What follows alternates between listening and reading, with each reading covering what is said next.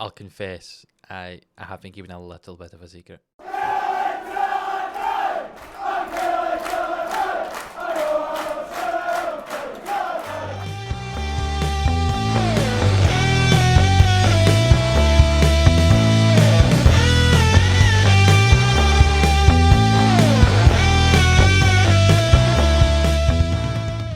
And here is that secret. Yes, welcoming into the Killie Boys here on the 11am Sports YouTube channel. Yes, Stelios Makrionitis. That's going to be a hard word to say if I can't think of that. I'll need to give him a nickname. But Makrionitis, the Greek central midfielder, signed this January. And the reason I say that I'd been keeping a secret from you is that actually it was a year ago that we'd agreed to sign him, but he wasn't allowed to come here until he turned 18, which is why he came here in the January transfer window. We got one a free from Olympiacos, where he started playing a few games for them, mainly off the bench, but hadn't really done much for them there. But his report looked as if he was going to be an amazing player, and indeed he is an amazing looking player. You've got lots of great physicals there. Pace, stamina, both 15, agility 18, balance 18, acceleration 13. His teamwork's 20, work rate 19, just what you want in a midfielder. 18 determination. These are really good stats for Football Manager that will help him improve his statistics with the work rate and determination, especially being so high. His technicals could probably be worked on slightly. His defensive stats are fairly good with his tackling and his marking and stuff like that to play in the midfield. Perhaps going forward, he leaves a little bit more to be desired. We're probably going to play him as a box-to-box midfielder, so he could do with perhaps improving his finishing and maybe his first touch and dribbling. But all in all, I'm pretty impressed that we've managed to get this player for no money at all. And he has played in a few games for us so far. You can see his average rating is only 6.8. Not great. He does have one assist so far. But very much looking forward to seeing him in the midfield alongside Jens Kastrup. It does mean that Andre Wood is going to sit on the bench maybe, or maybe I'll kind of rotate between the three of those players. But yeah, a very, very good signing, I think. Very much looking forward to playing him. And the fact we got him for nothing as well is very exciting indeed. There's no real other ins of note to really talk about. We got Jamie Mitchell here from Ross County. We paid £20,000 for him. When you think that we got Jamie Mitchell here for £20,000 and Makaronitis for zero, the fact that we have to pay more money for this player compared to Makaronitis is a little bit crazy, I would say. But very, very good physical stats there, some good mental stats as well. Just needs to work on his technical ability, and maybe he can do that. He's only 17, work his way through the youth system. He got for £20,000 from Ross County. The outs are maybe slightly more interesting. Chris McLaughlin here was signed, compensation fee of £400,000, possibly reaching £1 million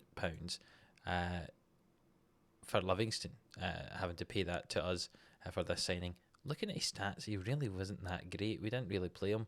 In fact, I don't even think he was in the reserves, to be honest. He did not have a lot. We had him out on loan a few times, but the fact that we've got possibly £1 million for him is, I'm more than happy with that. One player who I'm slightly sad about losing is Lucas Beja. He really wasn't playing for us. He had a few games, played 3 games this season, including one off the bench. He played a few in the Cup. We sold him for £250,000 to Empoli. Again, he's a very good all-round player. He wanted to leave. He didn't want to sign a new contract. So I was more than happy to let him go. He's a very valuable player for us, you see, back when he had his loan to begin with, and then his second season. He played a lot of games for us as well last year, but his performance is really 6.5. He was part of that team that struggled, and then we got CJ Egan-Riley in, and he's really taken over the position. So Lucas Beja has gone out in this transfer window to Empoli. And the next 4 players are all players who were in our squad, but just weren't playing, so they were wanting to go out on loan for some game time. So the first one is Mark O'Hara. We all know Mark O'Hara, brought him in for free a couple of seasons ago. He's only played 5 times this year, so he goes out on loan to Charlton to the end of the season. Josh Bowler, who we signed for free from Everton at the start of this season. He's only started 2 league games for us. He has scored 3 goals off the bench. His average rating is actually not bad at all, but he wasn't getting enough game time. He was complaining about it, so he went out on loan to St Mirren. Sam Denham, you remember we got him for free a while ago from St Johnstone, the centre back. Thought he was possibly going to be our next kind of big centre back partnership, possibly alongside Finlay. It hasn't really worked out that way, and he's out on loan at Inverness. And finally, Caelan Hines has gone out on loan to Hamilton. You can see he's only played 6 times this season in the league, only 1 start. Not been great. He was kind of an important player last year on the left hand side and then behind the striker when we changed the formation and stuff like that. But yeah, not quite doing it this year. So he's went out on loan to Hamilton for some game time. And that's actually left the squad quite small. You can see here when we've got our starting 11 and our subs, there's only 5 left in the reserves, which means we've got 23 first team players here. But I think we will be able to cope with such a small squad if we have to. And also we've got enough young players that are able to jump up if we need them. There were some bids for Kieran O'Hara. £6.5 million was offered from Derby actually, but O'Hara said he wanted to stay at Kilmarnock, so I happily rejected those offers and he stayed here. And also one that I'm very happy about is we recalled Berlanda, as you'll recall, in the last episode and tried to get him playing for Kilmarnock to see if he wanted to stay, and it worked. A week before the end of the window, he was getting contract offers from Aberdeen, Rangers, Hearts as well, and he said he wanted to stay at the club. I offered him a new contract. I've had to pay him a lot of money for a player's ability, £2,000, just to make sure he definitely accepted us. But he's staying at the club to develop. He wanted to go out on loan, but there's only 1 day left in the window and no one wanted him. And he couldn't go out on loan anyway because he'd already played for ourselves and Clyde this season. You can't live in more than 2 clubs in the 1 year. But yeah, very, very glad that he signed a new contract until 2027. So hopefully we can develop him into a very, very good midfielder. And we're actually now fairly well stocked in centre midfield now with players like Kastrup, Makaronitis, Tom White, Andre Wood's in on loan now. You know, we've got Berlanda, who's actually played the last game at left wing for us. Aaron Tishbola is actually somebody who I've not mentioned to you before because he's not gone, but he has signed a pre-contact agreement with Portimonense out in Portugal. So he will be leaving at the end of the season. So he played 21 games for us last year, but hasn't featured this season at all. He's had a couple of cup games. But yeah, very happy for him to go. He's been a good servant to the club over these few years, and he'll be on his way out. But yeah, all in all, the squad's really kind of small now. It's quite a tight-knit squad, but hopefully it's full of quality, not necessarily quantity. So let's show you how our results have been so far. So when we last met, we'd just drawn against St Johnstone just before our winter break. We did play a friendly against Hoffenheim, which we drew 3-3 thanks to Rodell Richards scoring a hat-trick. The next game was against Berwick in the Scottish Cup 4th round, and we kind of rotated a little bit of the squad around a wee bit. Tyler Morton and Jens Kastrup, who was actually playing left back for us in that game, scored the 2 goals. Berwick didn't have a shot in the whole game. We had 70% possession. Probably the scoreline doesn't reflect quite how dominant we were in that game, but it was a good victory against Berwick to get us into the next round.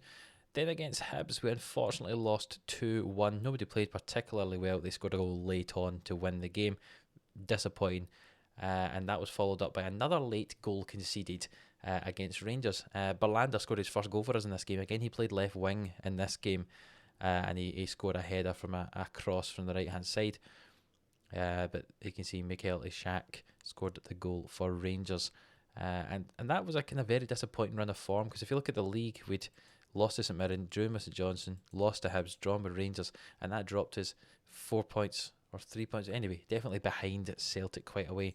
We ended up scraping a 1-0 win against Aberdeen. Again, didn't play particularly well, but got the 1-0 victory thanks to Rodell Richards, and that leaves the Scottish Premiership table looking like this. Eamon Brophy has not scored a goal in a long time, though he's still currently top goal scorer.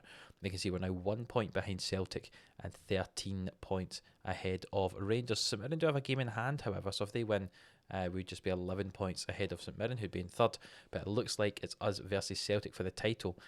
And to be honest, if we don't buck our ideas up, we're not going to be in this title race at all. We need to get this run of form going. We need to get a run of wins going, and hopefully we can start that today against Dundee United. We're just going to play the one game today. I know I talked about playing the 2 games.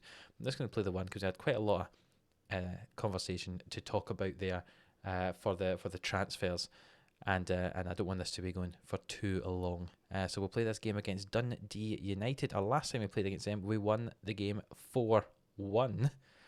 So hopefully we can do something similar to that again. At the start of the season, we beat them 2-1. So this is for us to get the three-peat over them. 3 wins this season against Dundee United would be very, very good indeed. And I'll just show you the team that are going to do that. And I just realised we were on Friday and not Saturday. So I'm going to have to advance on a little bit. So Makrianitis is a little bit short of fitness. So he is going to sit out this game. Not even sit on the bench. He's going to have the day off. Stuart Finlay is receiving injections to get him through the last game. I gave him some injections to get through that, so he can sit on the bench as well. Only come on if he needs to. So that means we've got a few changes in the midfield and in defence. So in goal we're going to have O'Hara, and at centre back we're going to have Etienne, and Kyle Semple will slide over from left back to play at centre back. Egan Riley will play at right back as always, and left back will be Jordan Brown. In the midfield we'll go back to our partnership that started the season, Kastrup and Woods, and there with Tate just in front. He's really making that attacking midfield position his own. Richards had that at the end of last season, but Richards out there on the right hand side's working, and Tate in behind Brophy is certainly working this season for us. So Richards, as I said, out on the right. On the left, we're still going to stick with Amadeo Berlanda. I know that we've got Didio and we've got Bolly and we've got Kiltie and everyone, but Berlanda has actually been playing all right out there for me, though the average rating suggests he hasn't. I've actually been fairly impressed with the work he's doing. So he's going to get another game out there. He might come back off the team soon if he doesn't start performing really, really well. You can see he's only a 2-star at the moment, but I was certainly playing him there just to try and get him to sign that contract, and he has. And obviously Brophy up front. But I'd be very interested to see when the last time Brophy scored. So just looking at Eamon Brophy's form here, the last time he scored a goal was against Ayr on the 23rd of December. It's been over a month since he scored a goal. 7 games there, 2, 4, 6, 7 games, 8 games maybe, since he last scored a goal. That's very worrying indeed. Let's hope he can perform better today. His highest rate has been a 6.8 in that time, and that was in the friendly against Hoffenheim. So hopefully he can do something here. And it looks like there's a sprinkling of snow or some frost or something like that on the pitch here at Tannadice, and the game kicks off. Let's see if we can get back into form. We had that win against Aberdeen in the last game. Hopefully we can do something here. It's been very, very boring the first 20 minutes. No highlights at all. In fact, the whole first half was very boring. There was no highlights at all in that game, in the first half of that game, I should say. So let's see if there could be some highlights, possibly, in the second half. And here we go. The first highlight we get to see of the game. It's 50 minutes in, and it's Dundee United. I nearly said Dunfermline. Dundee United with the ball in the middle of the park here. The ball played through Chapham, and it's a good save from Kieran O'Hara in the Kilmarnock goal. That was a poor defending for Egan Riley there, but recovered by the goalkeeper very, very well. Well, some of these players are not playing well at all, so we're making some changes. Rodell Richards can get moved up front. We'll bring on Charles Bolly on the right-hand side. Berlanda can come off and bring on Flavio Didio, and we'll say to the boys, go out there and actually do something here. Dundee United appear to be dominating, not possession, but certainly they're getting more attempts on target. We're going to go attacking here to see if we can actually do anything with this game. There's been no highlights at all in it. And that is one of the most boring games I think I have ever watched. That was not good enough. Certainly that result was not good enough, but there was one highlight in the whole game. That is very, very disappointing. I know that I said I wasn't going to do 2 games in this episode, but there was literally no highlights in that. What's the point in that being a game?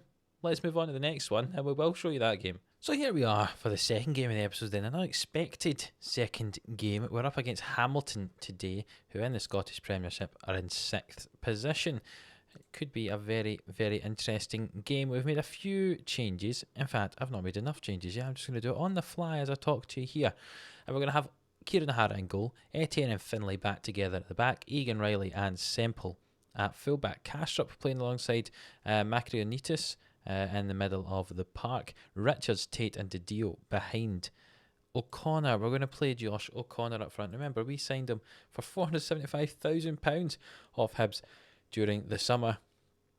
He's had 3 substitute appearances in the league for us and has not played particularly well, but he did score a goal in one of his cup games that he played for us in the Betfred Cup at the start of the season. So we're going to give him a go here because Brophy has been goalless for quite some time. O'Connor's been playing all right in the reserves as well. If you look at his non-competitive goals, he scored 21 goals in 16 starts for the reserves. So hopefully he can score some goals today against Hamilton. We just need some goals from up front because that's why we're struggling. Our striker's not scoring goals, and that's what you need your striker to do if you want to be winning games. Let's get on with it. And the game kicks off. Hamilton playing their normal diamond in the middle of the park, so hopefully we can exploit the wings a little bit in this game. And the first highlight of the game, Didio swings the ball in, but it's headed away from Hamilton. It's actually almost a kit clash here with the dark blue on the Hamilton kit here, but just about can tell, especially by the shorts and the socks, who we are. Egan Riley with the ball on the right hand side. He advances down the line. As I said, perhaps exploit those wings, and that's what we're trying to do here. But we've played it inside and we've lost the ball, and now Hamilton will try and exploit the middle. Davison gets past Etienne and he shoots it wide. Still 0-0. And we've reached half time. That was the only highlight in the first half. These games are getting very much more boring, it would appear, as the season's going on. Hardly any highlights in the last match. Only one so far in this match. Hopefully we can do something different here. We've had most of the ball and most of the attempts. I'm going to actually just change to attacking at the moment because we need to be doing something. And here is the highlight. Egan Riley gets the ball from their goal kick. He advances down the line. Will he play the ball back or will he go down the line himself? He'll swing it in. Goes to Didio and it's headed clear. And a free kick for Hamilton here. The ball swung in toward the back post and Etienne is given away a penalty. Oh my goodness me, why do we do this to ourselves? Houston takes it and scores the goal, and Kilmarnock are now 1-0 down against Hamilton, and after the brilliant form we had for the first half of the season, we're throwing away this championship battle with some poor performances. The ball's played into the middle of the park here. It comes all the way back out to Semple. Egan Riley on the right hand side now advances forward. Swings the ball over and Richards scores a goal. There we go. We're back in the game. There's 18 minutes to go. Rodell Richards with his 14th goal of the season. Can we do something? See Egan Riley in a very advanced position here. Gets past his man a couple of times actually. Plays it across to Richards who shoots it underneath the goalkeeper. And that's 1-1. We're going to have to make some changes here because Josh O'Connor's doing absolutely nothing. So even Brophy can come on for him. In the midfield, there's a lot of people playing okay, but no one really playing particularly well. We'll bring off Dylan Tate and play Charles Bolly in behind him there. And let's see how this does for the next 10-15 minutes. See if we need to make any more changes. Time is ticking away here. Hamilton went to 3 up front. Suggesting we take off Egan Riley, who's dead on his feet out there. I'll happily do that. We've got 2 minutes left in the game plus added time. 4 minutes of added time. The time is ticking down and nothing's happening at all. And a 1-0 draw at Hamilton. We just cannot get any form at all at the moment. And that's hugely disappointing for all involved here. We're still second in the Premiership, but we're now 5 points behind Celtic. Bear in mind, we were 7 points ahead of them at one point in this season. That's a huge turnaround. And it's really disappointing indeed. So those will come back for the game against Hibs and the first game of our post-split fixtures. If we do get further in the Scottish Cup and the Scottish Cup slots in nicely somewhere around here, we'll maybe come back for a Scottish Cup game. But I'm not really concentrating on that. I'm looking to see if we can try and get our Premiership title battle going here. As you can see, there's some very important games between now and then. Games against Celtic, against Hearts, St Mirren, who are up there in 3rd or 4th at the moment. Rangers, and possibly the Hibs game when we come back for that there. So 2 disappointing draws in this episode. If you did enjoy the episode, you did enjoy the transfers we made, do hit that like button, hit that thumbs up, subscribe to the channel if you haven't already. And until the next one, see you then.